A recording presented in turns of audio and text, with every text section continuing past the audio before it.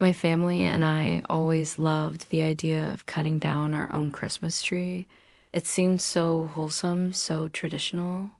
So one year, my wife, Marianne, our 7-year-old son, Andrew, and I decided to make it our new family tradition.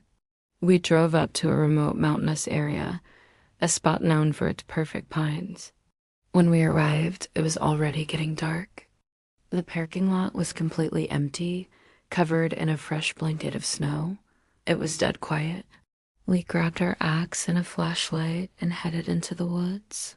The air was crisp and cold, and the only sound was the crunch of our boots in the snow. But as we walked deeper, I started to get this strange, unsettling feeling like we weren't alone. I felt eyes on my back. I tried to shake it off, but then we heard a distinct crunch in the snow right behind us. We all spun around. Standing there on the path was a man. He was tall, pale, and had this weird, stiff smile plastered on his face. The strangest part was his clothes. It was freezing, but he was only wearing a thin windbreaker. He asked if we were looking for a tree, claiming to be some kind of park ranger, but his eyes, they looked hungry, desperate. We were immediately creeped out. Marianne and I exchanged a look, and I said, "You know what? It's getting late. I think we'll just head back." The man just stood there, smiling and nodding slowly as we turned to leave. We walked quickly back toward the truck, not daring to look behind us, but I could feel him watching. I risked a glance over my shoulder and my heart sank. He was following us, keeping a distance, but definitely following. We broke into a run, fumbling for the keys as we reached our pickup. That's when we saw it. Both tires on the right side of the truck had been slashed. We were stranded. No cell service.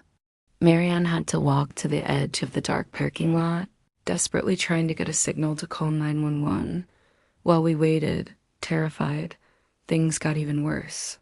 Suddenly, Marianne screamed and pointed toward the tree line. It wasn't just one man anymore.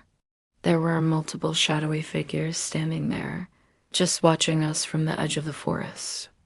The first man wasn't alone. They were hunting us.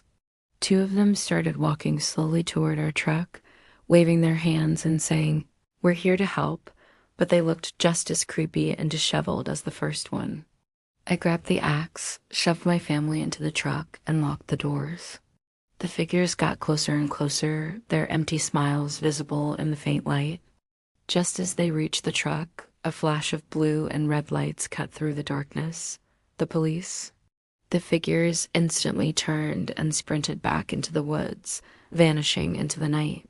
The police searched, but all they found were footprints splitting off in different directions, leading deep into the forest. We were towed out of there with a police escort. We never went back to those mountains again, and our tradition of cutting our own Christmas tree ended before it even began.